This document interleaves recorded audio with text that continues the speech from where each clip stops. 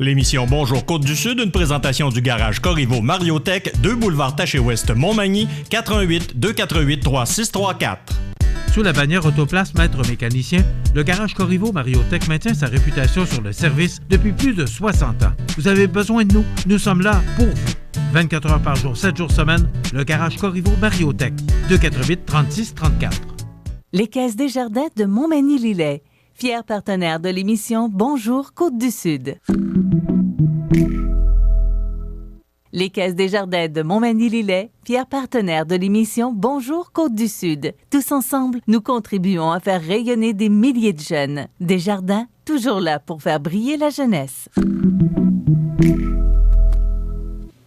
Vendredi 6 novembre 2020. COVID-19, 52 nouveaux cas confirmés en Chaudière-Appalaches. Un Magny-Montois de 28 ans refuse de passer l'alcotest et suite à un grand excès de vitesse. Bris d'aqueduc majeur à Montmagny et avis d'ébullition préventif pour certains secteurs. Le Montmagny d'aujourd'hui sera dans l'objectif de la Société d'histoire. Arrestation à Québec d'une femme de 43 ans pour incitation à des contacts sexuels, leurre et production de pornographie juvénile. Saisie de cocaïne à Rivière-du-Loup. Arrestation d'un homme pour des infractions à caractère sexuel à Dolbeau-Mistassini. Et au sport, le 61e tournoi provincial Opti-Pioui annulé. Et le défi Everest remet plus de 135 000 $. Tous les détails de ces nouvelles dans un instant.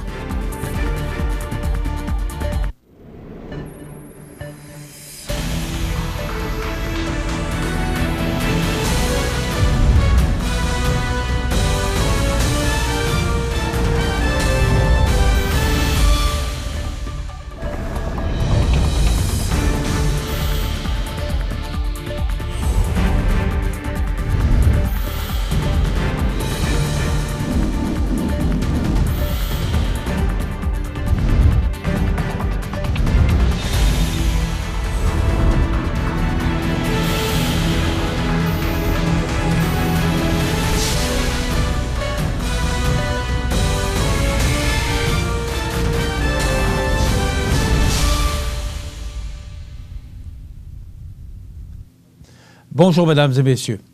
En date du 5 novembre, voici les principaux éléments en lien avec la situation de la COVID-19. Il y a 52 nouveaux cas confirmés en Chaudière-Appalaches pour un total de 3 859 personnes infectées. 31 personnes sont hospitalisées, dont 8 en soins intensifs. Le total de personnes rétablies est de 3 158. 2 décès supplémentaires portant à 81 le nombre total de décès en Chaudière-Appalaches. Une personne décédée résidait au CHSLD du Séminaire à Saint-Georges. L'autre personne décédée résidait au CHSLD privé conventionné Chanoine-Audet. La direction du CIS, le CI3S de Chaudière-Appalaches, offre ses sincères condoléances aux familles et aux proches de ces personnes et leur fait part de son soutien dans cette épreuve. Pour la MRC de Lillet, on compte 74 cas au total pour 50 cas guéris de la COVID-19, ce qui se traduit par 24 cas actifs au final. Du côté de la MRC de Montmagny, on dénombre 118 cas au total pour 47 guéris, donc 71 cas actifs actuellement. Pour celle des aides-chemins, on compte 75 cas pour 62 rétablis, ce qui porte le nombre de cas actifs à 13 dans cette MRC. Voici les cas de COVID-19 selon les endroits de la région de Chaudière-Appalaches. Dans les CHSLD, 4 cas. Dans les résidences pour personnes âgées, 6. Autres milieux d'hébergement, 2. Autres milieux de soins, 5. Écoles, 17 cas. Les entreprises, 50. Activités sociales et loisirs, 3 cas. À l'hôpital de Saint-Georges, éclosion terminée. Le CIS de Chaudière-Appalaches tient à remercier les membres du personnel, les gestionnaires et les équipes médicales pour leur engagement dans la gestion de cette éclosion.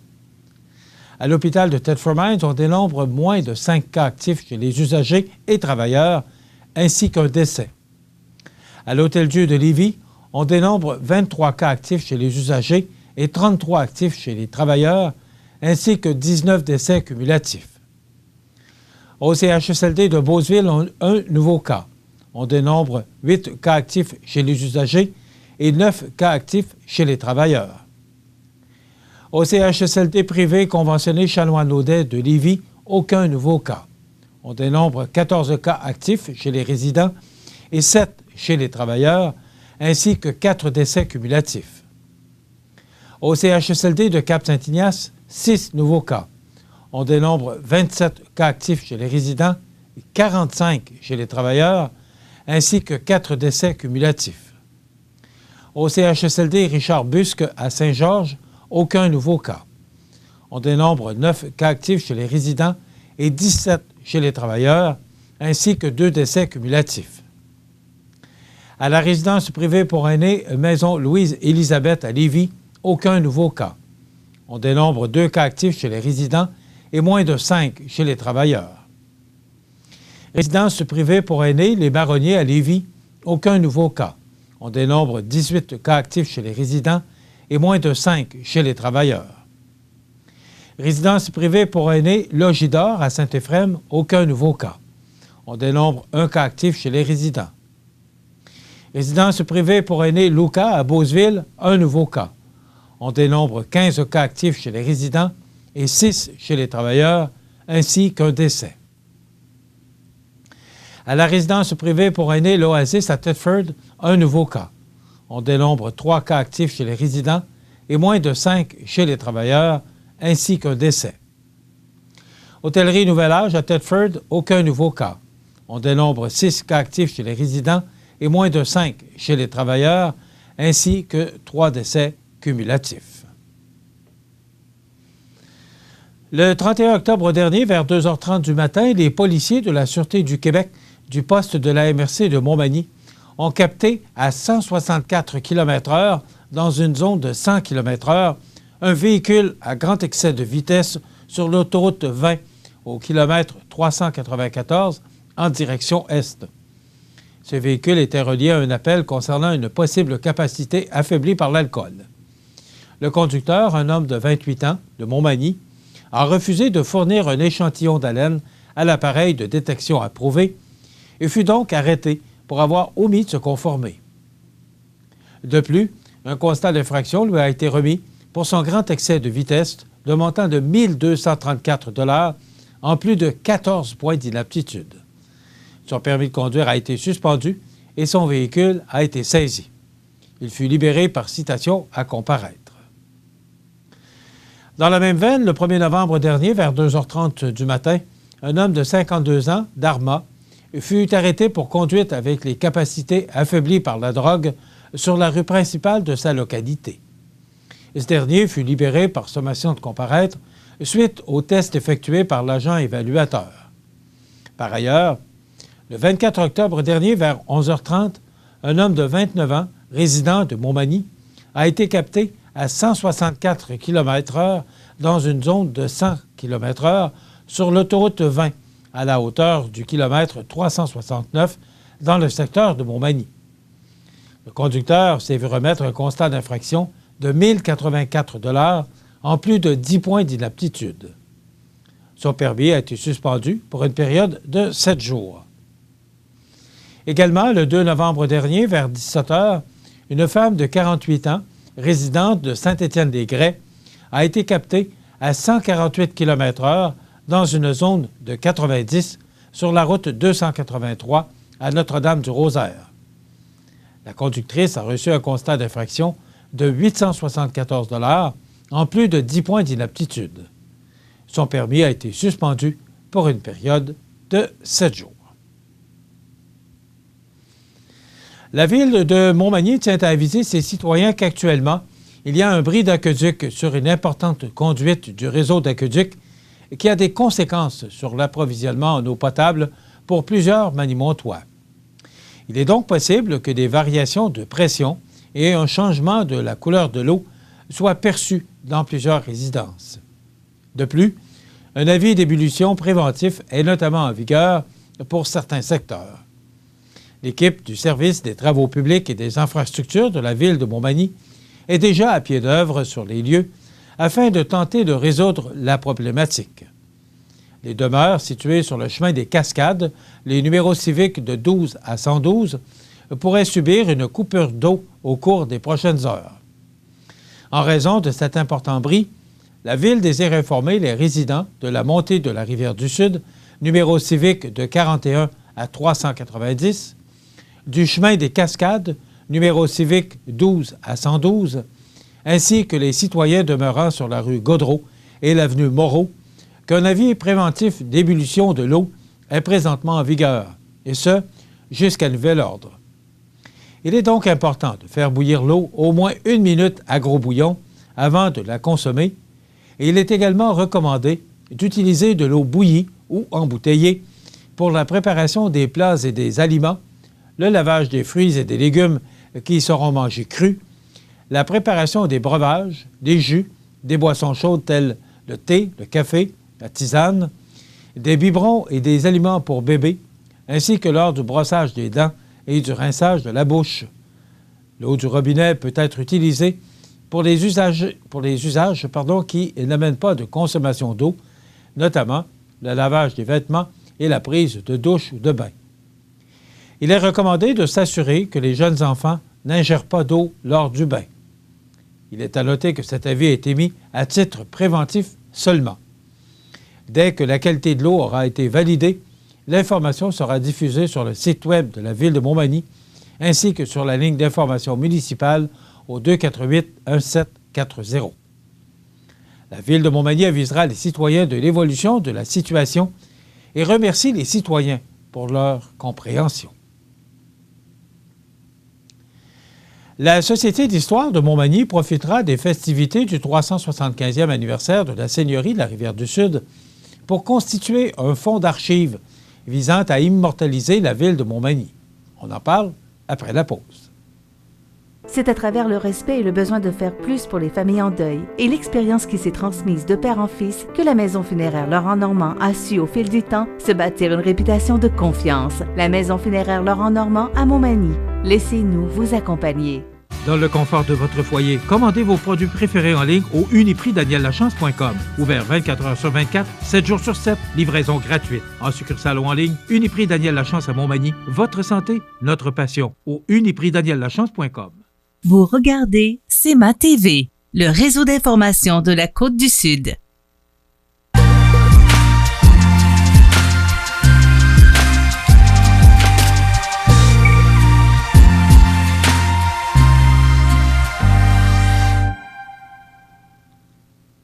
La Société d'histoire de Montmagny profitera des festivités du 375e anniversaire de la Seigneurie de la Rivière-du-Sud pour constituer un fonds d'archives visant à immortaliser la ville de Montmagny avec son projet Coup d'œil sur Montmagny le 5 mai 2021.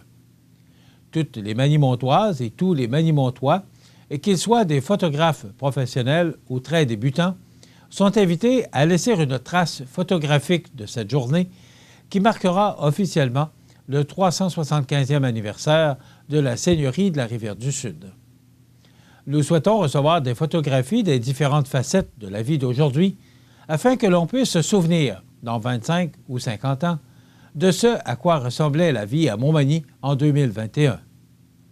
Nous voulons des images de gens qui travaillent, qui marchent dans les parcs, qui se commandent un café au service à l'auto. Bref, toute scène de la vie courante pouvant devenir des objets de curiosité et de nostalgie, a expliqué Émile Gagné, président de la Société d'histoire de Montmagny, en soulignant que les photos recueillies seront ajoutées au fonds d'archives qui sera rendu accessible au grand public via le web.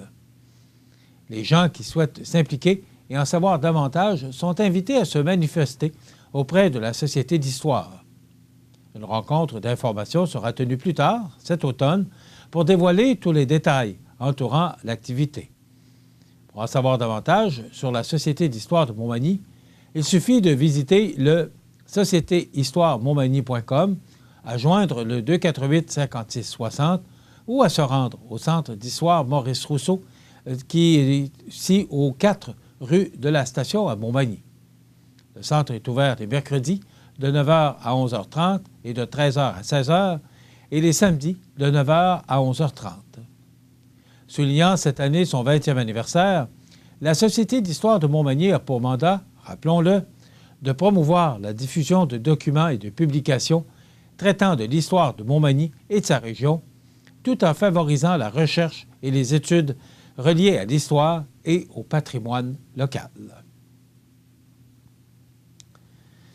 Dans le cadre d'une enquête criminelle menée par l'unité d'exploitation sexuelle sur des mineurs du module des crimes majeurs, le service de police de la Ville de Québec a procédé, jeudi matin, à l'arrestation d'une femme de Québec âgée de 43 ans pour incitation à des contacts sexuels, leurre et production de pornographie juvénile. L'enquête ayant débuté le 25 octobre dernier concernait des actes commis au courant des années 2015 à 2020. Son arrestation a été effectuée à son domicile. La suspecte devrait comparaître cet après-midi au Palais de justice de Québec. Si vous avez des renseignements à communiquer concernant un crime, composez le 911 pour une intervention immédiate. Pour transmettre une information qui sera traitée de façon confidentielle, composez le 418-641-AGIR ou le 418-641-2447. Et pour les gens de l'extérieur de la Ville de Québec, le 1-888-641-2447 ou AGIR sans frais et partout à travers l'Amérique du Nord.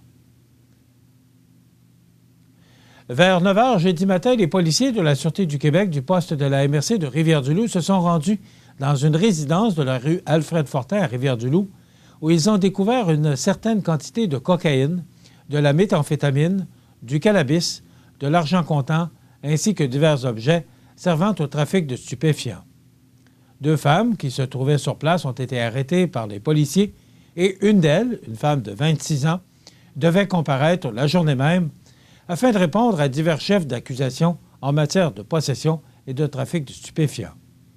L'autre femme, âgée dans la cinquantaine, a été libérée avec promesse de comparaître devant la cour à Rivière-du-Loup, et ce, à une date ultérieure qui n'est toujours pas connue pour le moment.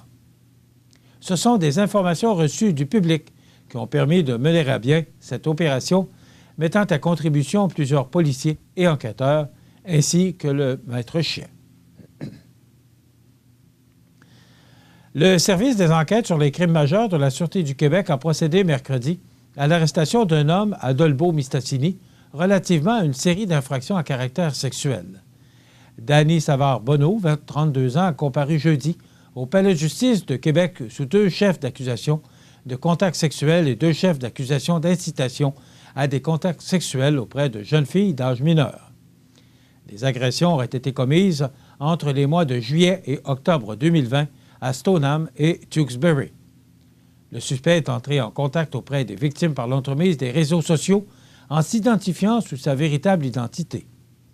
Les policiers ont également réalisé une perquisition au domicile du suspect et du matériel informatique a été saisi pour analyse. Puisque plusieurs victimes ont été identifiées, la structure de gestion des enquêtes sur les crimes en série, coordonnée par la Sûreté du Québec, a été déployée.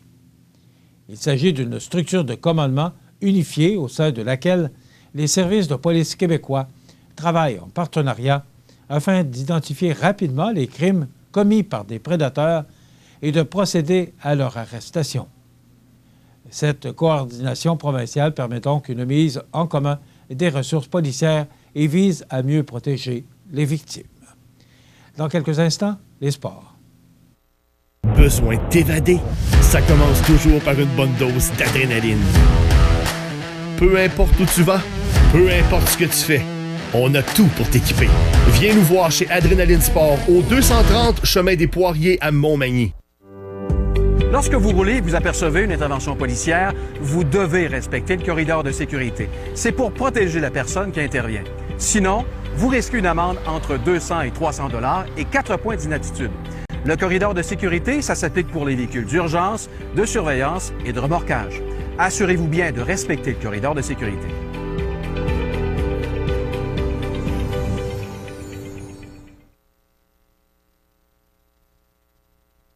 Vous regardez CEMA TV, le réseau d'information de la Côte-du-Sud.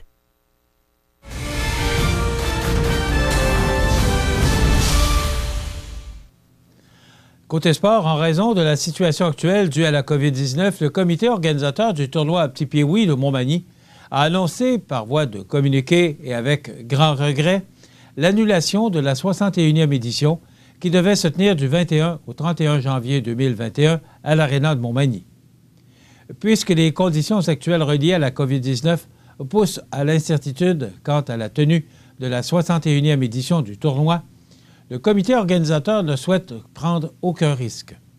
Actuellement en phase 5 du plan de retour au hockey proposé par Hockey Québec, seules les parties à l'intérieur d'une même région ou d'une région limitrophe sont permises. L'an dernier, plus de 50% des équipes inscrites au tournoi provenaient de la grande région de Montréal. Plusieurs autres éléments demeurent dans l'incertitude, ce qui nuit à l'organisation du tournoi, dont le nombre de spectateurs admis dans l'aréna et également une partie importante des bénévoles qui sont habituellement sur place fait partie de la population à risque. Sans compter le financement du tournoi par les commanditaires qui est plus difficile cette année en raison des conditions économiques ardues en lien avec la COVID-19, le comité organisateur est bien entendu conscient que les 2 semaines de tournoi ont des retombées économiques marquées pour les différents commerçants, restaurants et hôtels de la ville. Ce dernier souhaite cependant remercier les nombreux commanditaires et partenaires qui sont toujours à ses côtés depuis plusieurs années afin de faire de ce tournoi un incontournable dans la région, et ce, depuis 60 ans déjà. Le comité sera prêt et heureux d'accueillir la population et les joueurs en 2022. Et en terminant, c'est à l'occasion de sa soirée virtuelle de remise de dons qui s'est tenue le 4 novembre dernier que le défi Everest a dévoilé les montants qui seront remis aux organismes. Au total, c'est un montant de près de 135 000 $ qui a été amassé par les participants du mois de l'Everest Catherine Thériault. Nous avons dû complètement réviser notre concept cette année et la soirée de remise de dons n'a pas fait exception, a mentionné Yvan Lheureux, président fondateur du défi Everest. Nous sommes habitués à nos rassemblements et la soirée de remise de dons est habituellement remplie de chaleur, d'émotion et de gratitude. C'est ce que nous avons tenté de recréer en invitant nos ambassadeurs, coordonnateurs, de même que des organismes à se joindre à nous de façon virtuelle pour témoigner de leur expérience, a complété M. Lheureux. L'équipe du défi Everest a profité de l'occasion pour souligner, dans chacune des régions, les équipes et les organismes coup de cœur pour les collectes de fonds les plus importantes. De plus, l'organisation a aussi fait valoir les équipes top de chaque milieu, soit les équipes qui ont cumulé plus de mètres en dénivelé positif. Plusieurs équipes ne se sont pas contentées de simplement gravir les 8 848 mètres du défi Everest. Elles se sont réellement surpassées. Et certaines équipes ont accompli 3 Everest, une autre s'est rendue à 7 Everest, a précisé M. Lheureux. Les dons seront ainsi répartis dans les différentes régions du Québec et du Nouveau-Brunswick. Sherbrooke, 39 156 $. Grand-Sault, Nouveau-Brunswick, 1 510 $. Saint-Raymond-de-Portneuf, 785, Montréal, 4 345, Québec, 1 250, Rimouski, 10 600, Edmundston, 3 010 $, La-Pocatière, 16 669 $, Témiscouata-sur-le-Lac, 6 793 $, Rivière-du-Loup, 48 568 $ et la Fondation du défi Everest, 1 822 $.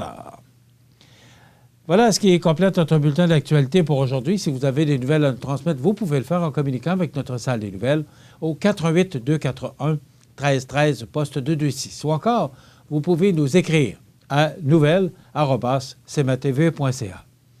Vous pouvez également nous suivre comme plus de 13 750 personnes le font maintenant sur la page Facebook de cmatv.ca. Vous êtes à l'antenne du réseau de télévision CMA-TV, le média le plus regardé et le plus suivi. Ce qui le confirme, le média numéro 1 sur la Côte-du-Sud. Voilà, c'est tout pour l'instant. Dans quelques minutes, les prévisions de la météo et les heures de la marée.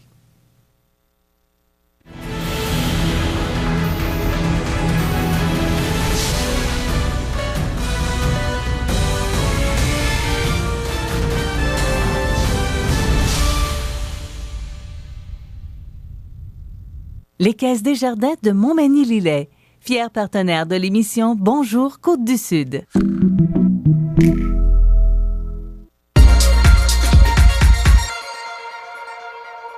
Alors, c'est le temps de vous parler du journal L'Écho d'en haut, votre journal communautaire pour les gens du sud de la MRC de Lillet, particulièrement les gens de Saint-Adalbert, Sainte-Félicité, Saint-Marcel, Saint-Omer, Saint-Pamphile et Sainte-Perpétue et Tourville. Donc, depuis mercredi, vous pouvez retrouver l'Écho d'en haut dans votre journal, dans votre Publisac. Donc, entre autres, on parle ce mois-ci d'un banc rassembleur. On parle également d'un marché aux puces réussi. Un nouveau titre pour Manon. Il y a près de 60 ans, débutait la construction du réseau actuel d'aqueduc et d'égouts de Saint-Pamphile, déjà 60 ans. Jean de chez nous vous présente ce mois-ci le cheminement de Rose-Hélène Duval, native de Saint-Omer. Il y a plusieurs chroniqueurs, des textes. Il y a également toutes sortes de belles choses que vous pouvez retrouver dans ce journal communautaire qui parle particulièrement de tout ce qui se passe au sud de la MRC de Lillet. Donc, tous les gens de cette région, regardez dans votre Publisac de ce mercredi et lisez attentivement cette édition du journal L'Écho d'en haut, le journal du mois de novembre, votre journal communautaire pour les MRC ou les gens de la MRC du sud de Lillet.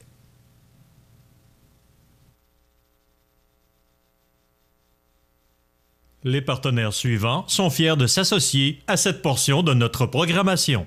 Dans le confort de votre foyer, commandez vos produits préférés en ligne au uniprixdaniellachance.com. Ouvert 24 heures sur 24, 7 jours sur 7, livraison gratuite. En succursale ou en ligne, Uniprix Daniel Lachance à Montmagny. Votre santé, notre passion. Au uniprixdaniellachance.com. Alors, je vous parle de la campagne de financement du Carrefour Jeunesse Emploi. La formule est un peu spéciale cette année en raison de la pandémie. Donc, on vous offre une formule take-out, bière et saucisses, parce que c'est l'activité majeure du Carrefour Jeunesse Emploi. Donc, ce que ça veut dire, c'est que vous achetez un billet au coût de 35 $ chacun, ou encore, vous pouvez en acheter plus de 10, et cette fois, vous les paierez 30 $ chacun. Vous obtenez 2 bières de microbrasserie, de la brasserie Microbrasserie Côte-du-Sud et de la microbrasserie Ralbock, un plateau dégustation, un billet de cinéma des Arts de la Seine d'une valeur de 10 $ et une chance de participer au concours. Gagnez un congélateur rempli de bonne bouffe, collaboration d'Accent Meubles et le magasin Coop IGA de Montmagny. La vente des billets est jusqu'au 17 novembre, donc vous pouvez vous procurer des billets jusqu'au 17 novembre. Et le 18 novembre, de 16h30 à 19h, vous pourrez récupérer vos bières et plateaux de dégustation dans le stationnement du magasin Coop IGA de Montmagny. Tout ça, c'est pour supporter la campagne de financement du Carrefour Jeunesse Emploi de Montmagny. 248-3522 pour rejoindre le Carrefour Jeunesse Emploi ou 248-1230 pour rejoindre le magasin IGA Extra de Montmagny. C'est la campagne de financement du Carrefour Jeunesse Emploi de Montmagny, une collaboration de CEMA TV. Vous regardez CEMA TV, le réseau d'information de la Côte-du-Sud.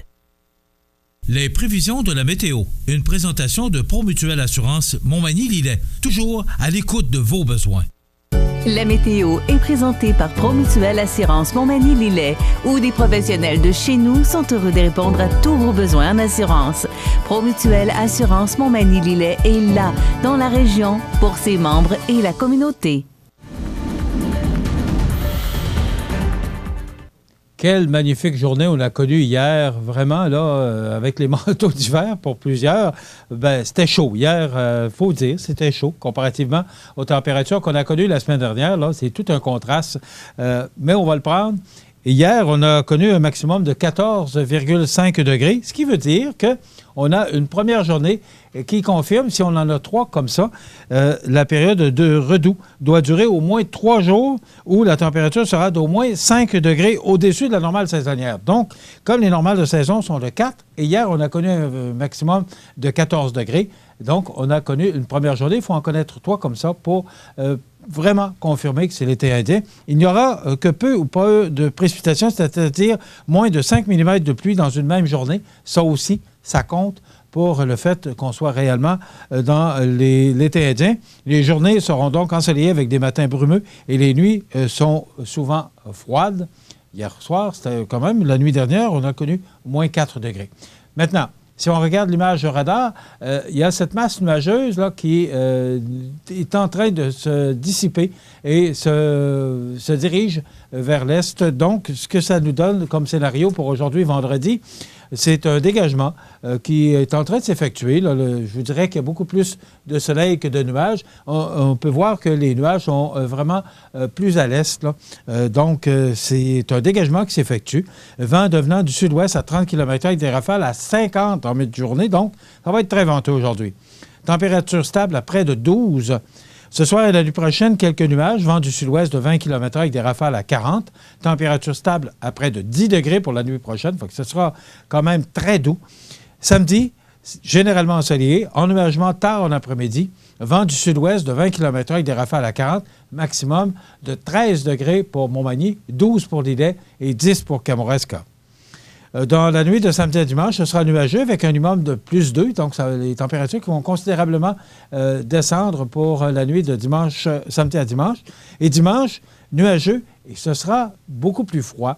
6 degrés pour Montmagny, 5 pour Lillet et 2 pour Kamouraska. Et regardez les variations de température entre samedi et dimanche et lundi, parce que lundi, on revient au beau temps avec du soleil, des nuages et un maximum de 13 pour Montmagny, 12 pour Lillet et 10 pour Kamouraska. Pour mardi, ennuagement, maximum de 14. Mercredi, pluie intermittente avec 11. Et pour jeudi, alternance de soleil et de nuages avec 8 degrés. Donc, des températures encore jusqu'à jeudi prochain au-dessus des normales de saison qui sont 4 le jour et moins 4 la nuit.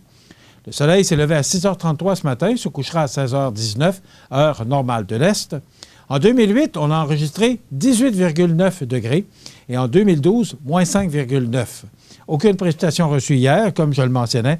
On a enregistré un maximum de 14,5 degrés pour ce jeudi du 5 novembre et moins 4 au cours de la nuit dernière. Maintenant, la pression barométrique est à 101,8 kPa à la hausse. L'humidité quand même élevée à 85 % et les vents sont actuellement de direction est-nord-est à 3 km/h, mais ils vont changer de direction et souffler sud-ouest de 30 à 50 km/h aujourd'hui. Les heures de la marée maintenant pour ce vendredi 6 novembre, elle est haute depuis 8h39 ce matin, sera basse à 14h59 et de nouveau haute à 20h47 ce soir. Voilà. Alors, je vous incite fortement à profiter de cette belle période de temps doux pour aller travailler dehors sur les terrains et justement préparer votre terrain pour l'hiver ou encore d'aller marcher, mais d'aller prendre l'air. Ça va faire du bien à tout le monde, je pense, que ces belles températures. Et en passant, magnifique photo pour notre collaborateur, notre réalisateur Jean Carbonneau. C'est magnifique, là. C'est vraiment typique d'une belle journée d'automne. C'est 8 degrés actuellement, sous un ciel partiellement nuageux. Ça bouge à Saint-Cyril-de-Lessard. La municipalité prolonge la rue L'Or. Développement L'Or Plus, c'est 14 terrains à vendre au coût d'environ 9 000 $ aux 53 sous du pied carré. Prêt à construire, disponible et offrant tous les services. De bonne superficie, ces terrains sont situés au cœur du village. De plus, vous bénéficierez d'un crédit taxe sur 3 ans. À quelques minutes des grands axes routiers, c'est une occasion unique d'être propriétaire dans un coin de pays majestueux. Pour obtenir plus d'informations, 247-5186. Vous regardez CEMA TV, le réseau d'information de la Côte-du-Sud. Les anniversaires IGA vous sont présentés par votre magasin Coop IGA Extra de Montmagny, qui vous rappelle que bien manger, ça commence dans votre magasin Coop IGA Extra de Montmagny. Venez vivre la différence à votre magasin Coop IGA Extra de Montmagny. C'est aujourd'hui, vendredi, le 6 du mois de novembre 2020. C'est le temps de souhaiter bon anniversaire à nos jubilaires de ce 6 novembre, mais également pour demain, samedi, le 7 et dimanche le 8. Donc, on débute avec le 6 novembre. Bon anniversaire, M. Jean-Paul Collin de Montmagny. C'est votre sœur qui vous souhaite bonne fête, M. Jean-Paul Collin. Bonne fête aujourd'hui à Mme Olivette Bélanger-Giasson de Cap-Saint-Ignace. C'est de la part de Louise et Raymond. Bonne fête, Mme Olivette Bélanger-Giasson de Cap-Saint-Ignace. Bon anniversaire aujourd'hui, le 6 novembre, à Jasmin Tivierge. C'est de la part d'une amie, Janine Chouinard. Donc, bonne fête, M. Jasmin Tivierge, en ce vendredi 6 novembre. C'est tout. Déjà pour le vendredi 6. Donc, si c'est votre anniversaire qu'on n'a pas nommé, personne ne nous a téléphoné, mais quand même, je m'empresse de vous souhaiter bonne fête. 7 novembre, demain, c'est l'anniversaire à Carmel Coulombe de la part de Jeannette. Alors, bon anniversaire, Carmel Coulombe. Demain, le samedi 7 novembre, bonne fête demain à Monique Fortin de la part de Huguette. Bonne fête, Monique Fortin, demain 7 novembre. Bonne fête à Louise Saint-Pierre, qui fait partie de la chorale Saint-Thomas de Montmagny. Donc, tous nos vœux vous accompagnent, Mme Saint-Pierre. Cette chorale qui, rappelons-le, est sur pause depuis quand même 8 mois. Et on ne sait vraiment pas quand tout ça va reprendre. Donc, bon anniversaire, Louise Saint-Pierre de la chorale, et salutations à tous les membres de la chorale Saint-Thomas. C'est tout pour samedi. Dimanche, ce sera l'anniversaire à Danny Fortin. C'est votre mère Huguette et votre beau-père Marcel qui vous souhaitent bon anniversaire, Danny Fortin, pour dimanche le 8 novembre. Et ce sera également l'anniversaire le 8 à Claude Nicole de Valleyfield, qui peut nous suivre via notre site Internet. Alors, bon anniversaire, Claude Nicole. Il a 59 ans aujourd'hui, tout près de changer de dizaine. Bien, c'est de la part des tantines bossées. Ça me fait toujours rire. Moi, c'est les tantines bossées. Sympathiques. Je trouve ça sympathique. Alors, bon anniversaire, M. Claude Nicole, pour le 8 novembre. Bien, voilà, ça complète déjà les anniversaires quand même, passablement cette semaine. Gênez-vous pas. Je vous rappelle toujours que c'est pour vous, ce segment de programmation. Vous nous téléphonez en tout temps au 88-241-1313, poste 229. Maintenant, qui méritera ce certificat cadeau de 25 $ offert par le magasin Coop IGA Extra de Montmagny? Hélène Tondreau de Cap-Saint-Ignace, qui a eu 60 ans. Ben, c'est un beau cadeau pour changer de dizaine. C'est Linda et Jean qui vous font un beau cadeau. Donc, voilà, Hélène Tondreau qui mérite ce certificat cadeau de 25 $. Dans quelques instants, on aura notre chronique santé, mais d'abord, les anniversaires sur la scène nationale. Emma Stone, actrice américaine, qui a joué, entre autres, dans The Amazing Spider-Man, 32 ans. Anna Ivanovic, joueuse de tennis serbe, 33 ans. Tandy Newton, actrice britannique, 48 ans. Ethan Hawke, ou Hawke, ça dépend comment on le prononce, acteur américain, 50 ans. Florent Pagny, auteur, compositeur, interprète français, 59 ans. Sally Field, actrice américaine, La Survolante, 74 ans. Luigi Leoni, copropriétaire du restaurant au Parmesan. Oups, on l'a échappé celle-là. Danielle Lodera, chanteuse française, 82 ans. Ses anniversaires nous proviennent de Pierre Gingras du Journal de Québec. Alors, pour ça que des fois, il salue ses amis. Le 6 novembre 2019, Michael Frey, 72 ans, athlète jamaïcain, spécialiste des épreuves de sprint, ancien co-détenteur du record du monde du relais 4 x 100 mètres. En 2018, Bernard Landry, 81 ans, vice-premier ministre du Québec de 1994 à 2001 et premier ministre du Québec de mars 2001 à avril 2003. En 2017, Richard Gordon, 88 ans, astronaute américain. 2007, Henri Barras, 70 ans, homme de théâtre originaire de Suisse et arrivé au Québec en 1961. En 2006, Robert A. Boyd, 88 ans, président d'Hydro-Québec de 1978 à 1982. Eh bien, je vous le mentionnais, chronique santé avec Daniel Lachance, qu'on a tourné chez Uniprix Daniel Lachance cette semaine. On va parler de l'asthme également. Il y aura la nouvelle positive, les avis de décès.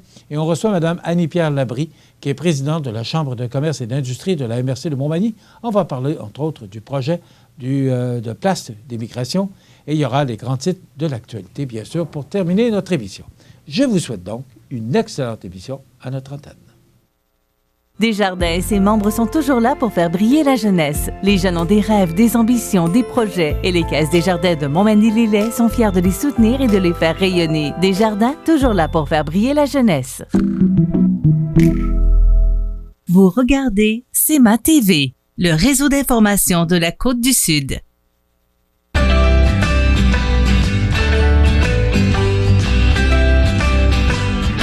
CEMA TV vous présente Parlons santé avec votre pharmacien Daniel Lachance. On se retrouve au Uniprix sur le boulevard Taché, cette belle et toute nouvelle pharmacie sur le boulevard Taché avec notre pharmacien Daniel Lachance. Bonjour Daniel. Bonjour. Comment ça va? Ça va bien? Oui. Daniel, on va parler aujourd'hui de l'asthme. Oui. Peut-être parce que c'est l'automne. Est-ce que c'est parce qu'on se renferme plus dans la maison? C'est un sujet qu'on n'avait jamais abordé, en fait. Ouais. Fait que de un, c'est un sujet, c'est une affection qui est très quand même relativement fréquente. Donc, notamment chez les enfants, mais beaucoup d'adultes, même après la puberté, là, qui continuent à souffrir de ce problème respiratoire-là. Fait que je trouvais que c'était quand même pertinent d'en parler parce que ça affecte une bonne partie de la population quand même. Mais avant d'entrer dans le vif du sujet, est-ce que l'asthme, on le ressent plus à l'automne parce qu'on se renferme plus à l'intérieur de la maison? Il y a des gens, ça va être différent. S'il y a des gens qui vont avoir de l'asthme allergique, donc puis tout dépendant à quoi ils vont être allergiques, il va y avoir des saisons pires. Si c'est au pollen, par exemple, ça va être pire au printemps, l'été, c'est l'herbe à poux qui leur fait déclencher, ça va être l'automne. Si c'est la poussière, les acariens, bien là, évidemment, l'automne, l'hiver, puis quand on chauffe, ceux qui chauffent au bois, c'est plus sec, puis ils sont plus encabanés, bien, ils vont être plus allergiques à cause de la poussière. Donc, tout dépendant le pattern des allergies des asthmatiques, pour ceux qui sont asthmatiques allergiques, ça peut avoir un impact la saison, effectivement, mais pas nécessairement plus à l'automne. Ça va vraiment varier pour chaque cas. Il y en a que ça va être plus à l'effort, il y en a que ça va être au froid. Donc, effectivement, quand il fait très froid, ils ont des bronchospasmes quand ils sortent dehors, quand l'air est très froid. Donc, effectivement, il y a différents facteurs qui peuvent influer sur l'asthme, tout dépendant du type d'asthme ou du type de problème que la personne va avoir. OK. Ça dépend de la personne. Exactement. Il n'y a pas de saison de tout, là. Exact. Tu as dit type d'asthme. Oui. Parlons-en. C'est quoi l'asthme? Ça se définit comment? En fait, l'asthme en tant que tel, c'est une maladie restrictive au niveau des bronches. Donc, en français, ça veut dire qu'il y a de l'inflammation au niveau des bronches, des bronchia. Donc, ils vont devenir enflés. Donc, évidemment, comme tout tissu qui enfle, dans le fond, puis qu'il y a une production de mucus, mais il y a moins de place pour l'air de passer. Donc, principalement, les asthmatiques vont avoir de la difficulté à respirer. Donc, l'air passe moins bien. Donc, tout dépendant de la sévérité de l'inflammation, puis s'il y a un bronchospasme, des fois, ça peut passer pas beaucoup. Là. Donc, quelqu'un qui fait une crise d'asthme sévère peut même avoir une diminution de l'oxygène dans le sang, puis ça peut être grave, là, ça peut mal virer. Mais il y a différents degrés à l'asthme. Il y a des gens qui ont de l'asthme plus sévère que d'autres. Mais aussitôt qu'on parle d'asthme, on parle d'une inflammation dans les bronches, dans les bronchioles, dans les voies respiratoires. Ce qui empêche de respirer. Ce qui diminue évidemment la capacité respiratoire, effectivement. OK. Alors, tu disais, il y a plusieurs types d'asthme. Bien, en fait, c'est ça. Il y a des gens qui vont être asthmatiques à l'effort. Le principe demeure le même. Là, c'est une inflammation de la bronchite. Mais l'effet déclencheur, donc, c'est plus rare. Il y a des fois des asthmatiques qui sont aucunement allergiques à rien. Donc, ceux qui vont faire un effort vont avoir un problème. Ils vont avoir du froid. Vont avoir un problème au niveau des bronches. Ceci dit, il y en a que c'est souvent relié aux allergies aussi. Donc, les asthmatiques vont être souvent aussi des personnes allergiques à différentes choses. Donc, tout dépendant le type d'allergie qu'ils ont, vont réagir à différentes choses et ils vont avoir une diminution respiratoire. Si, par exemple, c'est un chat, un chien, comme je disais, le pollen, les acariens, donc, vont avoir une dégradation de leurs conditions quand ils sont en contact avec ce à quoi ils sont allergiques. Donc, c'est grosso modo principalement ça. Donc, il y a des petites particularités plus fines, mais grosso modo, c'est ça. Il y a l'asthme allergique, puis il y a l'asthme à l'effort aussi, là, qui existe les grandes familles. Là.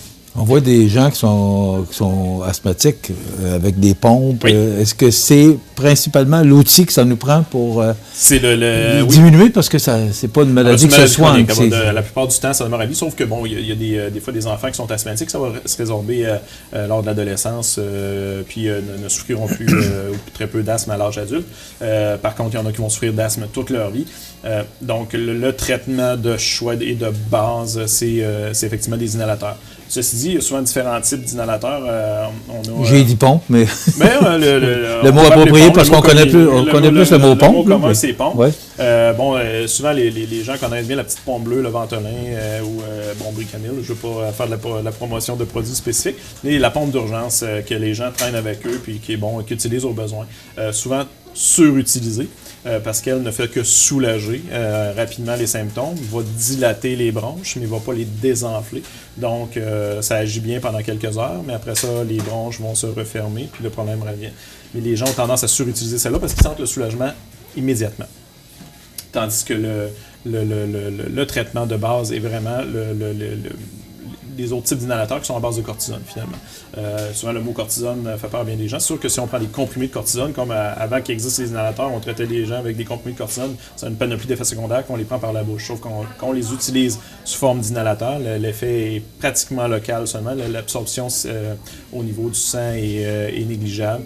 Chez les très jeunes enfants, des fois, on va faire des dosages sanguins pour s'assurer qu'il n'y a pas une montée du cortisol sanguin. Mais ceci dit, chez la majeure partie de la clientèle, les pompes de cortisone, les inhalateurs de cortisone ne vont pas amener une absorption dans le sang de cortisone, donc on ne va pas avoir des effets secondaires là, comme si on prenait de la cortisone en comprimé. Sauf qu'on va avoir l'effet anti-inflammatoire local au niveau de l'arbre bronchique, qui est ce qu'on veut. On veut contrôler l'inflammation, parce que si on ne contrôle pas l'inflammation puis qu'on fait juste dilater les bronches avec les pompes d'urgence, à la longue, on va avoir une aggravation de notre asthme. OK, ça fait un temps, mais ça fait pas longtemps. Là. Exactement. Ouais. Fait qu'à la longue, il va y avoir des mécanismes compensatoires, de la fibrose au niveau pulmonaire.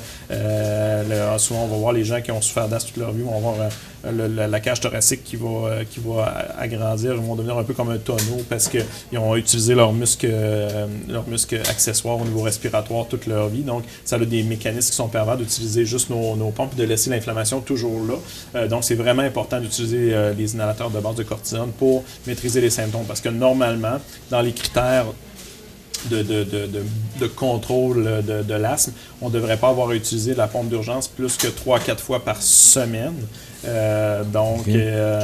S'il y a des gens qui l'utilisent 3-4 fois par jour de manière, on voit ça fréquemment, puis on a bien toutes les misères du monde à les convaincre de prendre leur traitement de base. C'est peut-être un des pourquoi on parle de la chronique aujourd'hui, c'est que ça peut peut-être sensibiliser les gens à comprendre un peu mieux le mécanisme de l'asthme, qu'il faut aller travailler sur la base de la maladie, mais souvent, c'est ça, la pompe de cortisone, elle va prendre plusieurs jours, voire ça agit sur plusieurs semaines, avant de voir un effet notable sur l'inflammation. Tandis que la pompe d'urgence, elle ressent tout de suite. Fait que les gens ont tendance à dire, bon, l'autre marche pas, puis c'est vraiment ma petite pompe bleue qui marche, mais c'est une fausse croyance. Puis il faut vraiment travailler sur l'inflammation dans l'asthme, parce que sinon, on va se rempirer à long terme. Fait que c'est vraiment le principe. Est-ce que ça se traite, ça se soigne? Ça se contrôle. Parce que là, tu disais, ça se contrôle. Oui, au même type que l'eczéma, que le psoriasis. C'est auto-immune, donc c'est comme le corps qui produit un phénomène inflammatoire sans raison apparente. Donc, il n'y a pas d'ennemi, il n'y a pas les allergies, l'asthme, le psoriasis, la maladie de Crohn, la coltocérose, c'est toutes des maladies auto-immunes où le système immunitaire s'emballe, donc sans trop de raison. Donc, et tout ce qu'on peut faire, c'est contrôler la réaction du système immunitaire. Et on le contrôle comment? Avec la pompe tu parlais dans l'asthme, mais évidemment, dans d'autres maladies auto-immunes, on a d'autres stratégies. Évidemment, l'asthme, on a des super bons outils qui agissent localement sans avoir d'effet secondaire systémique, ce qui est un gros avantage parce qu'on regarde dans d'autres maladies auto-immunes. Je ne sais pas, moi, le psoriasis, ou des fois, qui est très important, on est obligé d'utiliser des médicaments par la bouche qui, des fois, ont une certaine toxicité ou qui ne sont pas faciles à tolérer. Donc, dans l'asthme, on a l'avantage où, dans la très grande majorité des cas, on peut agir avec un médicament qui agit localement au niveau des bronches sans avoir d'effets secondaires systémiques importants. Fait que, c'est vraiment c'est relativement facile à contrôler dans la majeure partie des cas si les gens utilisent leur traitement de base comme il faut. C'est sûr qu'il y a des cas sévères, comme dans n'importe quoi, qui sont vraiment plus durs à contrôler, mais la majeure partie des cas d'asthme qui sont mal contrôlés, c'est parce que les gens n'utilisent pas bien leur traitement. Est-ce que c'est dangereux? Bien, évidemment, si on ne le contrôle pas, ça peut devenir dangereux. Oui. Évidemment, parce que, comme quels sont les dangers? Quelqu'un qui ne se traite pas du tout, l'inflammation peut devenir assez sévère pour complètement diminuer l'oxygène dans le sang, puis dans le fond, on peut devenir en hypoxie, puis ça peut pas traiter du tout. Il y a des gens qui décédaient de l'asthme autrefois, aujourd'hui plus vraiment parce qu'on est capable de traiter les gens, mais à la base, c'est une maladie inflammatoire que si elle n'est pas contrôlée, ça peut mal virer. Puis quelqu'un qui contrôle mal son asthme, comme j'expliquais, va avoir des mécanismes compensatoires, mais il va avoir il peut développer de la fibrose pulmonaire parce qu'il y a de l'inflammation toujours chronique. Donc, une situation qui va se dépérir avec le temps, puis peut diminuer, évidemment, peut amener le risque de complications d'infections bronchiques, puis aussi de complications en vieillissant au niveau des voies respiratoires, puis diminuer l'espérance de vie, évidemment, parce que, évidemment, si on est plus propice à poigner des infections, on a moins d'oxygène dans le sang, puis on se déconditionne aussi. Les gens sont de moins en moins capables de faire des activités physiques parce qu'ils sont souffrants au niveau respiratoire. Mais ça a tout l'effet au niveau cardiovasculaire, au niveau de tout, finalement. Donc, ça peut avoir un impact qui est majeur sur la vie parce que ça peut diminuer, d'un, la qualité de vie et de deux, l'espérance de vie. Est-ce qu'on naît avec l'asthme? Ou on développe? ça va se développer durant la jeunesse. La plupart de l'asthme, c'est durant l'enfance là, qu'on va voir les premiers symptômes d'asthme arriver. Il y en a que c'est très jeune, les bébés, on peut le suspecter parce qu'on va avoir évidemment des enfants qui vont avoir soit des infections respiratoires souvent, puis ça vire toujours mal. On sait qu'il y a des enfants, souvent, ils vont toujours se ramasser avec des pompes quand ils ont un petit rhume, une grippe, parce qu'on peut suspecter qu'il va y avoir un développement d'asthme avec le temps. Sauf que souvent le diagnostic est un petit peu plus tard, dans l'âge préscolaire, scolaire, habituellement pour avoir un diagnostic officiel. Là, souvent quand les enfants sont bébés, on peut suspecter qu'il y a quelque chose au niveau respiratoire à cause de la fréquence des surinfections, mais il n'y aura pas de diagnostic officiel avant une couple d'années de vie. Là. OK, mais je te pose la question parce qu'à partir du moment où on peut ressentir une difficulté à respirer, on est mieux de consulter avant. De toute façon, les inhalateurs... De toute façon, mais même dans les bronchites, on va utiliser les inhalateurs des fois pour soulager les symptômes. Mais de toute façon, quand il y a une restriction respiratoire, c'est pas normal. Il y a quelque chose qui marche pas, ça peut être une bronchite. Si on n'a jamais fait ça et qu'on a 40 ans, possiblement plus une bronchite, là, on ne devient pas asthmatique à 40 ans, à moins d'exceptions extrêmement rares. Mais c'est quoi la différence entre les deux? Comment on fait pour savoir si c'est une bronchite, on fait de l'asthme? En fait, l'asthme est un problème chronique. Hein. C'est que peu importe, c'est pas à cause d'une infection, ça n'arrivera pas. Ça va se présenter puis ça va... les symptômes vont être constants. Puis il n'y a pas de signes infectieux, il n'y a pas de fièvre, il n'y a pas de... évidemment. Mais tandis que quand on fait une bronchite, souvent ça va être une apparition soudaine, là, avec beaucoup de toux, de la restriction respiratoire, des fois de la fièvre. Ça apparaît bing-bang, puis on n'a jamais fait ça. Là, c'est souvent pas l'asthme qui se développe tout d'un coup sec. Souvent, c'est plus... ça se développe progressivement, l'asthme, avec des symptômes qui vont persister, puis ils vont aller crescendo, pas qu'ils arrivent comme une tonne de briques avec d'autres symptômes qui correspondent plus à un virus. Là, parce que souvent, la bronchite va être accompagnée aussi de d'autres symptômes respiratoires là, quand c'est viral. Comme on est en période de vaccin, est-ce que c'est mieux pour quelqu'un de se faire vacciner parce qu'elle a l'asthme? Oui. Parce que pour mettre une grippe par-dessus ça? Un problème. Quelqu'un qui a un asthme qui est diagnostiqué, qui est chronique, fait partie des critères de vaccination pour la grippe où ils ont un avantage de se faire vacciner pour la grippe parce qu'ils sont plus à risque de complications. Parce qu'évidemment, quelqu'un qui est asthmatique, qui va attraper la grippe, il est plus à risque de complications respiratoires que soit avoir une bronchite infectieuse ou une pneumonie à cause de sa grippe. Donc, évidemment, on est mieux de prévenir d'avoir le vaccin pour la grippe, effectivement. Ça fait partie des critères, effectivement. OK. Et parlant de vaccin, on est en période. Oui, ça commence sous peu, oui. Oui.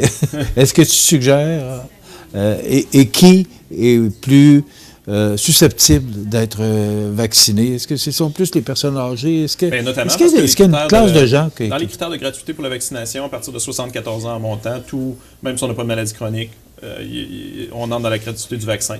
Ensuite,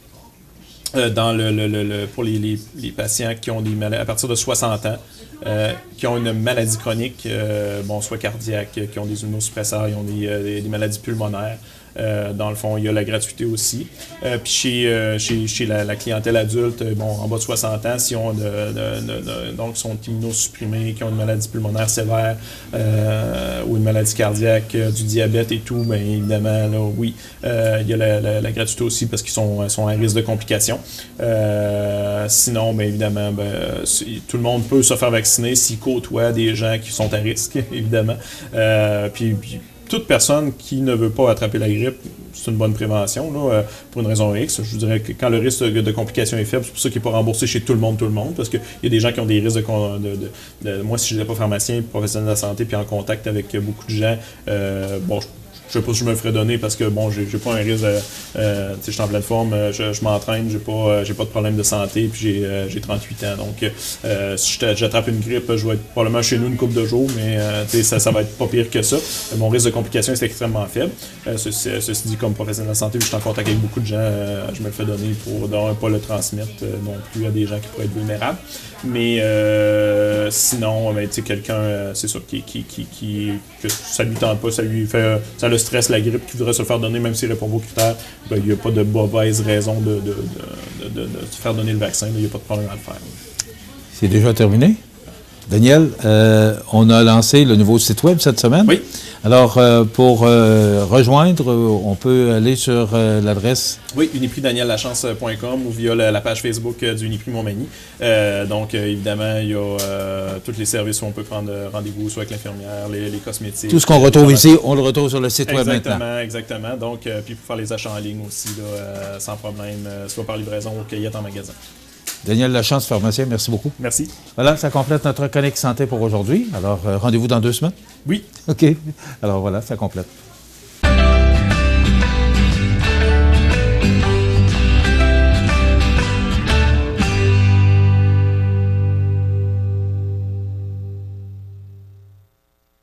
Vous regardez CEMA TV, le réseau d'information de la Côte-du-Sud. C'est à travers le respect et le besoin de faire plus pour les familles en deuil et l'expérience qui s'est transmise de père en fils que la Maison funéraire Laurent Normand a su au fil du temps se bâtir une réputation de confiance. La Maison funéraire Laurent Normand à Montmagny. Laissez-nous vous accompagner. En 1833, un jeune de 20 ans eut une idée. Une petite idée qui allait devenir un grand projet. Aujourd'hui, le rêve d'Ozanam est devenu réalité. Au Québec, depuis 1848, la Société de Saint-Vincent-de-Paul est là pour aider lors des pires catastrophes. Et c'est au quotidien qu'elle fait toute la différence, en donnant nourriture, meubles et vêtements à ceux qui en ont vraiment besoin. Depuis 165 ans.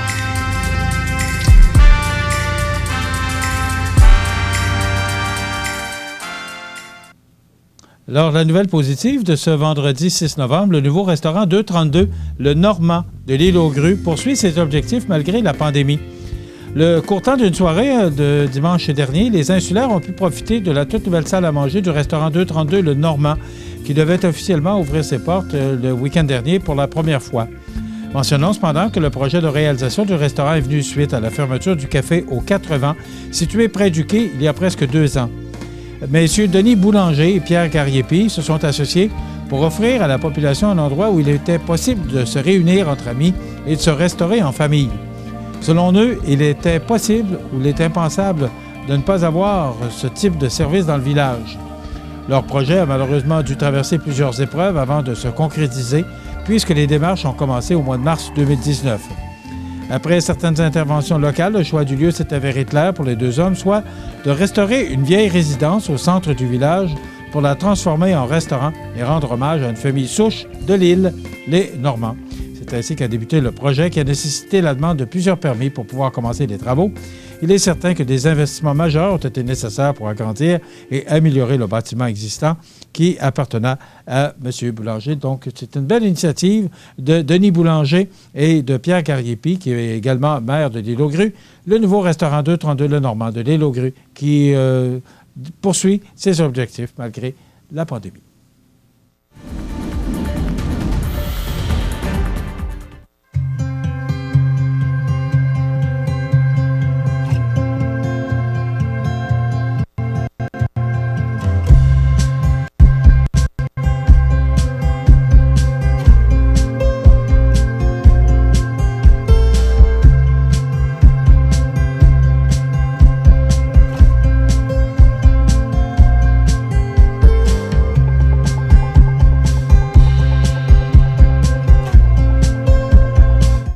Les partenaires suivants sont fiers de s'associer à cette portion de notre programmation.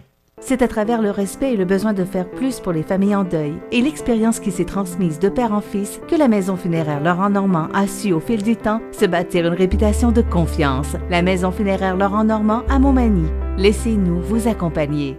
La clinique dentaire Montmagny, c'est un service complet de dentisterie. 4 dentistes, un orthodontiste, un maxillofacial. C'est aussi l'équipe qualifiée d'hygiénistes, d'assistantes désireuses de répondre à vos besoins. La clinique dentaire Montmagny, 63 Taché-Ouest, 248-2175.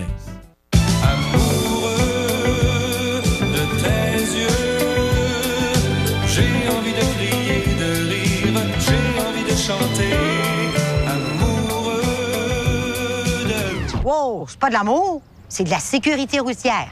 Quand t'es piéton, faut que tu fasses un contact visuel avec les conducteurs avant de traverser. Oh, lâchez-moi avec votre musique.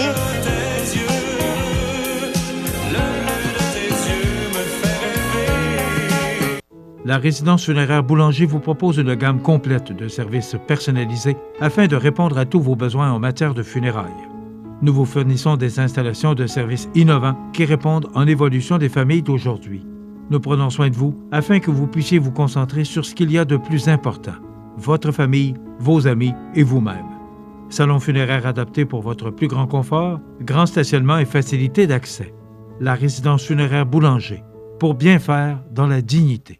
Le réseau de télévision CIMA TV vous présente les avis de décès.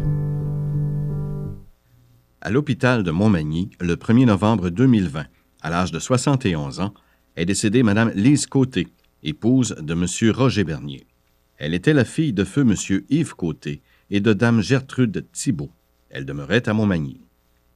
Un dernier adieu aura lieu dans l'intimité avec les membres de sa famille.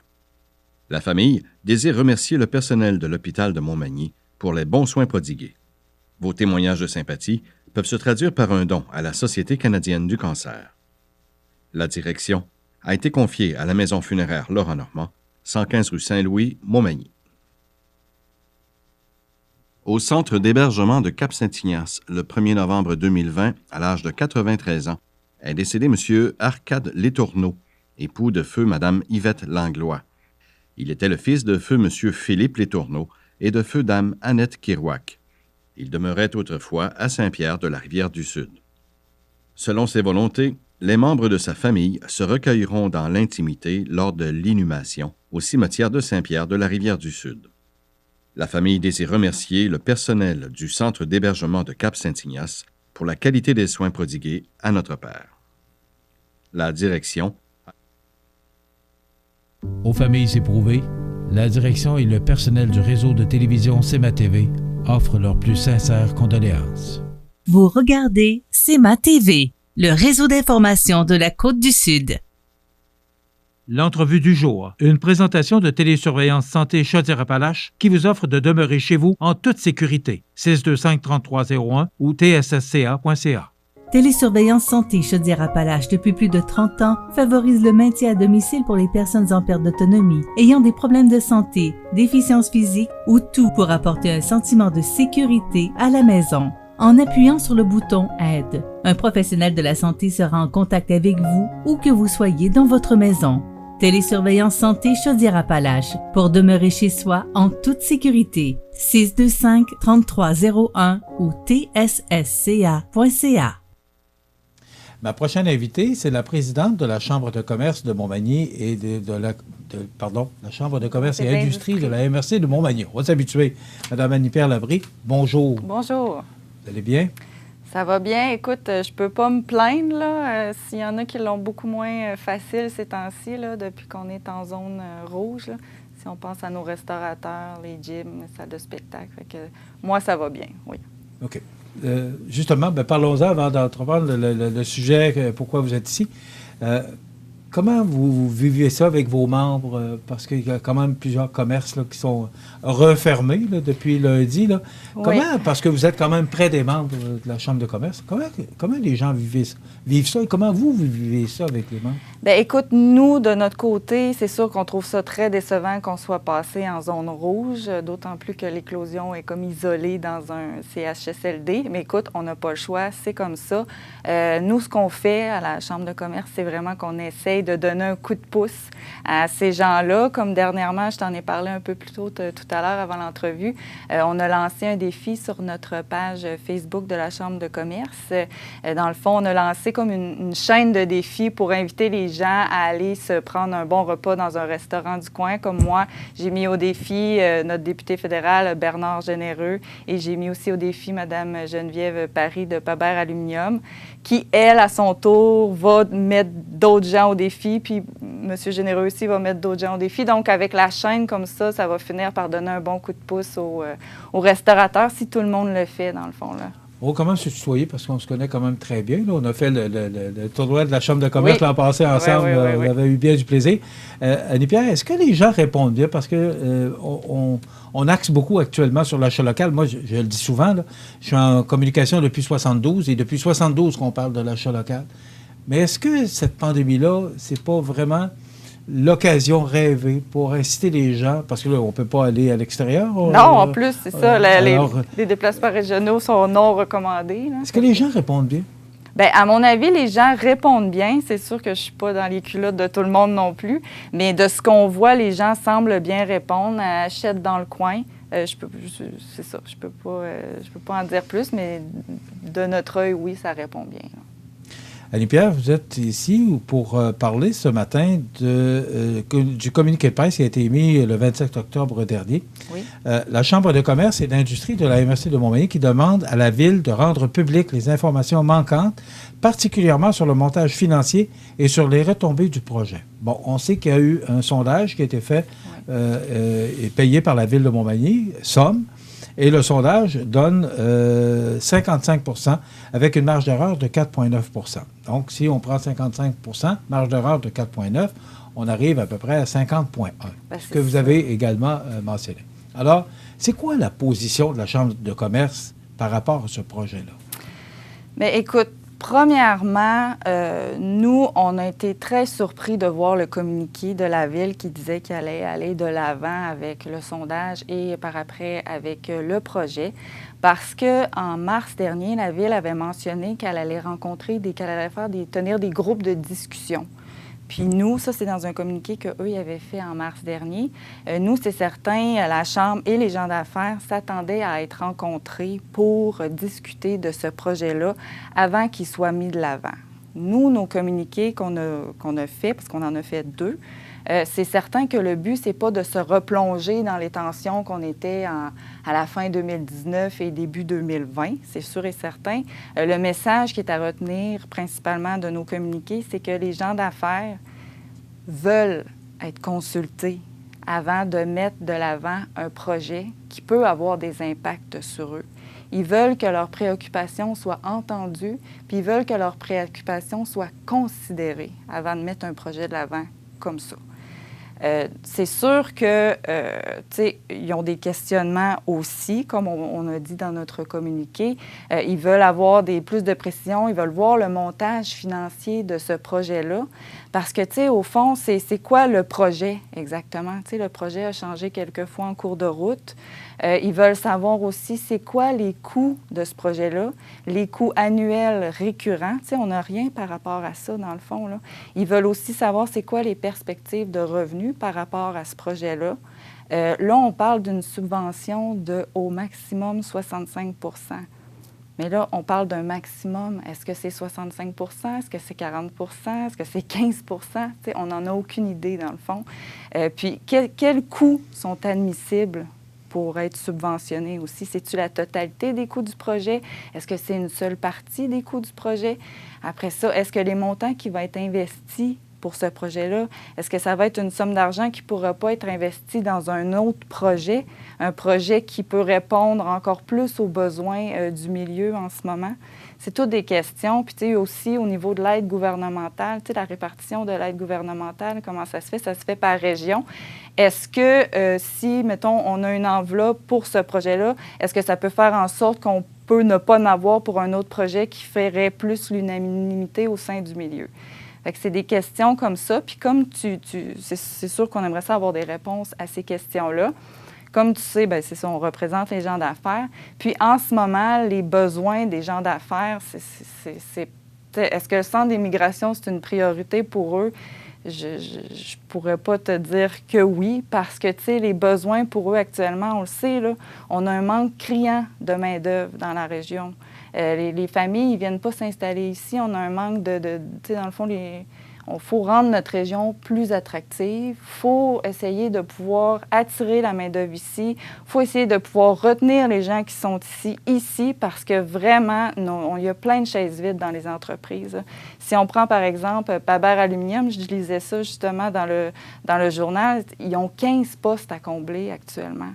Tu sais, je veux dire, là, en ce moment, les besoins des entreprises, les besoins du milieu, c'est vraiment qu'on puisse attirer des familles, des jeunes familles ici pour trouver de la main-d'œuvre.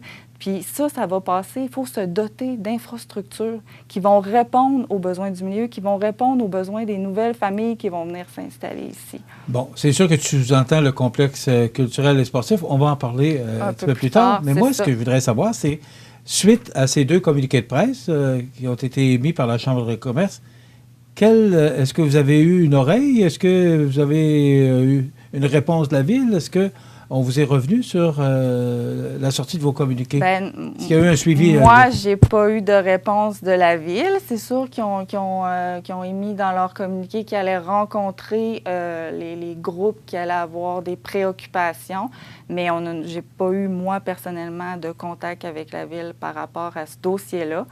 Fait que c'est ça, bref. Le sondage, comment tu l'évalues? Parce que c'est 55 %, on parle d'une marge d'erreur de 4,9 %, donc on a plus de 50 %. Toi, en tant que présidente de la Chambre de commerce, vous prenez ce sondage-là comment? Vous l'évaluez comment?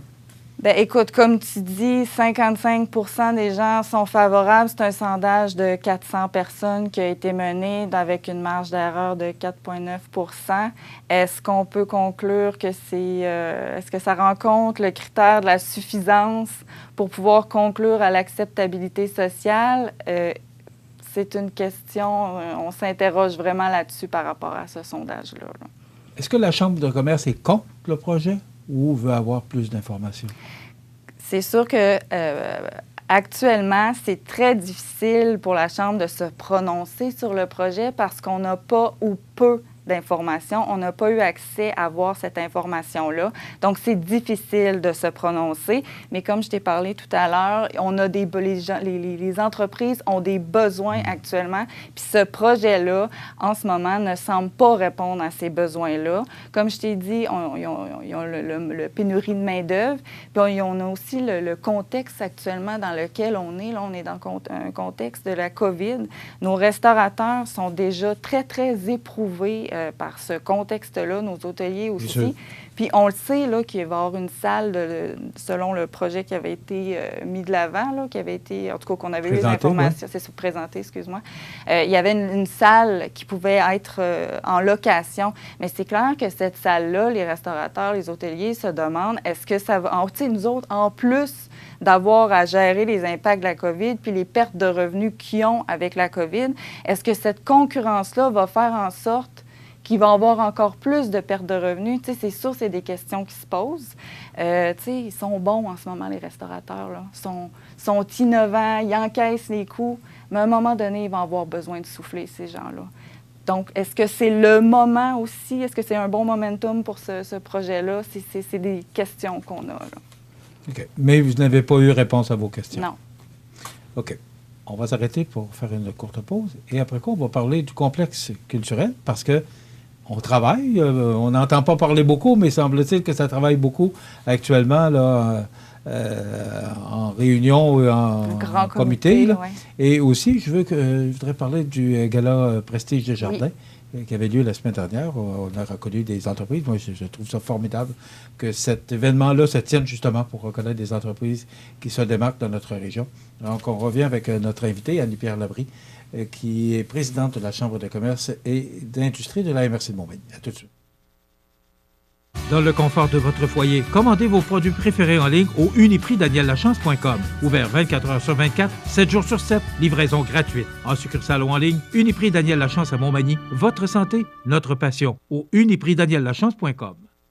Alors, je vous parle de la campagne de financement du Carrefour Jeunesse-Emploi. La formule est un peu spéciale cette année en raison de la pandémie. Donc, on vous offre une formule take-out, bière et saucisses, parce que c'est l'activité majeure du Carrefour Jeunesse-Emploi. Donc, ce que ça veut dire, c'est que vous achetez un billet au coût de 35 $ chacun, ou encore, vous pouvez en acheter plus de 10, et cette fois, vous les paierez 30 $ chacun. Vous obtenez 2 bières de microbrasserie, de la brasserie microbrasserie Côte-du-Sud et de la microbrasserie Ralbock, un plateau dégustation, un billet de cinéma des Arts de la Scène d'une valeur de 10 $ et une chance de participer au concours, gagner un congélateur rempli de bonne bouffe, collaboration d'Accent Meubles et le magasin Coop IGA de Montmagny. La vente des billets est jusqu'au 17 novembre, donc vous pouvez vous procurer là, des billets jusqu'au 17 novembre. Et le 18 novembre, de 16h30 à 19h, vous pourrez récupérer vos bières et plateaux de dégustation dans le stationnement du magasin Coop IGA de Montmagny. Tout ça, c'est pour supporter la campagne de financement du Carrefour Jeunesse-Emploi de Montmagny. 248-3522 pour rejoindre le Carrefour Jeunesse-Emploi ou 248-1230 pour rejoindre le magasin IGA Extra de Montmagny. C'est la campagne de financement du Carrefour Jeunesse-Emploi de Montmagny, une collaboration de CMA TV. Vous regardez CEMA TV, le réseau d'information de la Côte-du-Sud. L'entrevue du jour, une présentation de Télésurveillance Santé Chaudière-Appalaches qui vous offre de demeurer chez vous en toute sécurité. 625-3301 ou tssca.ca. Je vous rappelle que notre invitée ce matin, c'est Mme Annie-Pierre Labrie, qui est aussi avocate chez BTLP à Montmagny, mais elle est présidente de la Chambre de commerce et d'industrie de la MRC de Montmagny. Je l'ai bien dit. Oui, bravo! Annie-Pierre, il y a actuellement un peu... Christian Noël en a un peu parlé par rapport à la salle de spectacle, là, qui prochainement, on devrait nous présenter un projet, le complexe culturel et sportif, parce que la salle fait partie. La réfection de la salle Édouard Bélanger fait partie du complexe culturel et sportif. Comment ça va? Parce que la Chambre de commerce est très impliquée dans ce projet-là. Oui, bien en fait, la Chambre de commerce, on est là depuis le début du projet, là, dans le fond. Comment ça va? Bien, écoute, il y a un grand comité, là. J'ai pas écouté l'émission que tu as faite avec Christian, donc je sais pas qu'est-ce qu'il a dit, mais il y a un grand comité qui a été formé. Puis, c'est le complexe sportif et culturel de santé durable, dans le fond. C'est le terme parce que ça inclut un peu toutes les sphères, là, dans le fond. Puis, c'est ça, il y a un grand comité qui a été formé. Le comité, c'est piloté par la MRC de Montmagny présentement. Je te dirais que tous les acteurs du milieu sont dans ce comité-là, se réunissent. Il y a eu justement une réunion dernièrement. Comment ça avance le projet? Je te dirais que là, en ce moment, on a un consensus de tout le monde sur le projet qu'on veut.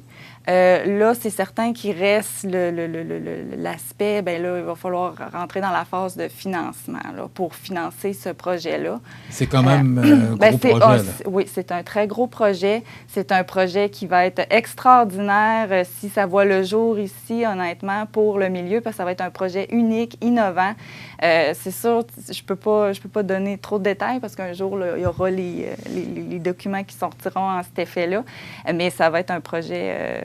Mais ce que tu mentionnais tantôt par rapport à l'importance pour les entreprises, tu parlais entre autres du complexe culturel pour amener des familles, pour amener du monde. Oui, c'est ça. Donc, je comprenais tantôt que tu parlais du complexe culturel et sportif de santé durable. Oui, parce que non seulement c'est un projet, comme je te disais, là, qu'on a un consensus, mais tu sais, si on veut avoir un beau projet qui aboutit, c'est important d'avoir une vision commune, c'est important d'avoir des objectifs communs. C'est pour ça que c'est important de se parler avant de mettre un projet de l'avant, comme le projet du complexe sportif. Puis là, on le sent là, que ça répond aux besoins du milieu. Le monde s'entend tout, puis c'est super que tu sais, quand tu travailles tout le monde dans le même sens, bien, ça va où ce que tu veux que ça aille le plus rapidement que si on se promène chacun dans nos petites chaloupes. Si on est dans un gros bateau, tout le monde ensemble, ça va aboutir d'une meilleure façon, ça va donner de meilleurs résultats. Fait que là, c'est ça, on a une vision commune de ce qu'on voit dans ce projet-là, mais comme je te dis, il reste là le gros, tu sais, je veux dire, le financement, c'est toujours une grosse partie là, dans un projet. Puis évidemment, il y aura l'aide gouvernementale, que ça, c'est notre député qui va gérer, mais on ne sait pas comment ça va aboutir au bout du compte. C'est quoi le rôle de la Chambre de commerce dans ce projet-là? Bien, en fait, nous, ce qu'on avait fait, on avait fait faire des esquisses. Il y avait eu un montant d'argent que les entrepreneurs avaient donné pour faire des esquisses d'un projet. Puis, je pense que, tu sais, au départ, quand il y avait eu les rencontres, c'est beaucoup Frédéric Corriveau, qui était mon prédécesseur, en fait, qui était dans ces rencontres-là. Puis, tu sais, le rôle de la Chambre de commerce, bien, en fait, on a le même rôle que toutes les autres. T'sais. Ce qu'on veut, c'est apporter... Nous, on représente les gens d'affaires, donc on veut apporter les préoccupations, les idées puis les suggestions de nos gens d'affaires dans ce projet-là. Est-ce que tu sens que les gens d'affaires sont avec vous ou derrière vous? Oui, dans ce projet-là, oui. Je te dirais que ça fait... je dirais peut-être pas, l'unanimité, en fait. Là. Ça fait l'unanimité parce qu'on le sait que ça passe par... Tu sais, quand on se dote d'infrastructures comme ça passe par là où ce qu'on peut finir par attirer de la main-d'œuvre. Puis, comme je te disais tantôt, c'est un besoin criant ici là, pour nos entreprises. Fait qu'évidemment, c'est un projet qui fait l'unanimité là, au sein des entreprises. Il y a 2 semaines, c'était le Gala Prestige Desjardins. Une belle activité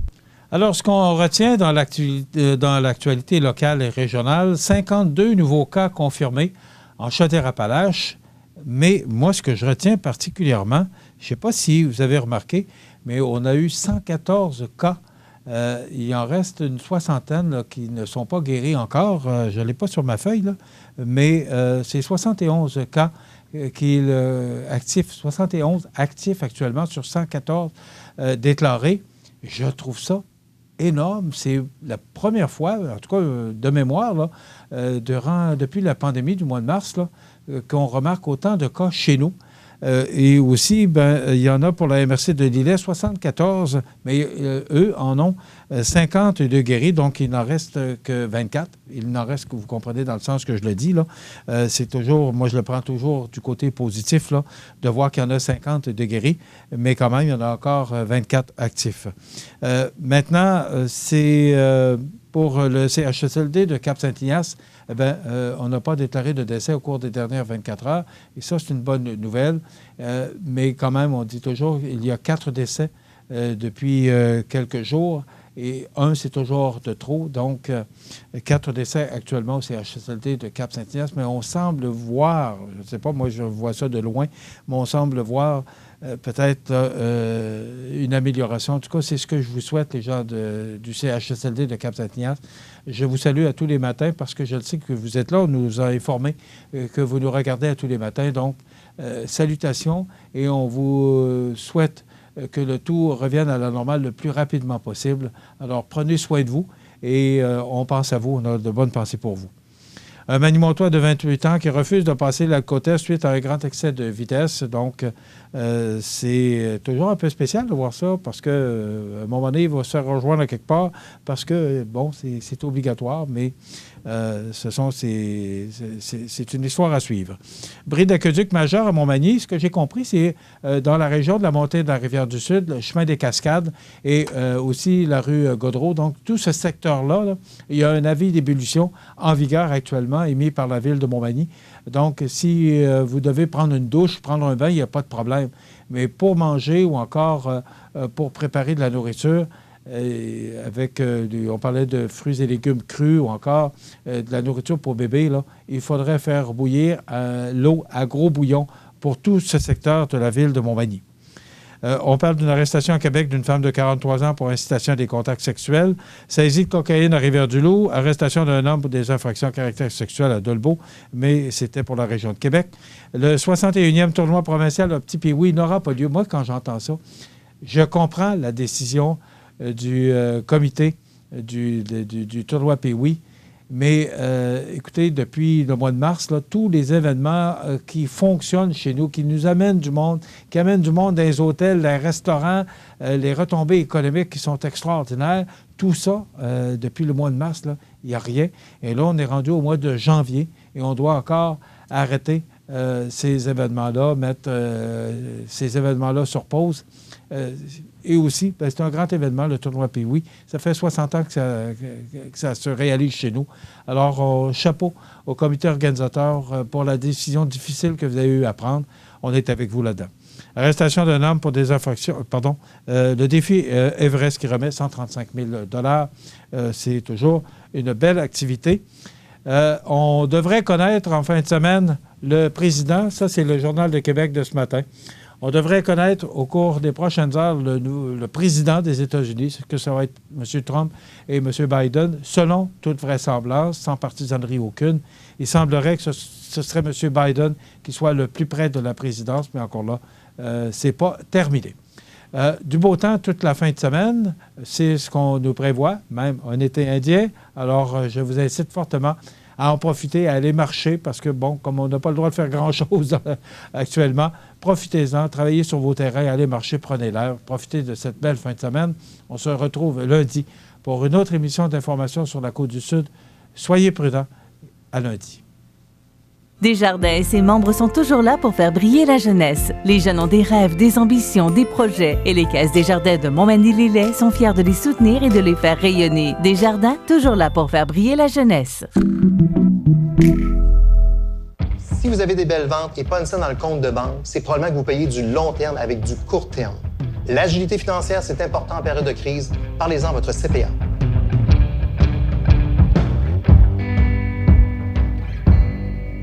Vous regardez CEMA TV, le réseau d'information de la Côte-du-Sud. L'émission Bonjour Côte-du-Sud, une présentation du garage Corriveau Mariotech, 2 boulevard Taché-Ouest Montmagny, 418 248 3634.